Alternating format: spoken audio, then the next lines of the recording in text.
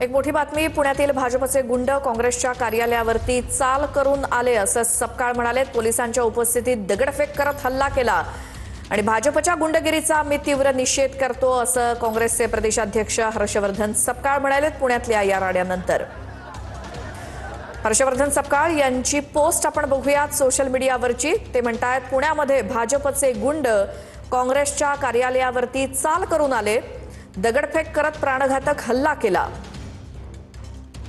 भाजपच्या गुंडगिरीचा तीव्र निषेध करतो। पुणे पोलिसांनी धीरज घाटे आणि महापौर मंजुषा नागपुरेंवरती गुन्हा दाखल करावा। भाजपच्या दंगेखोरांवर तात्काळ गुन्हे दाखल करून त्यांना अटक केली पाहिजे।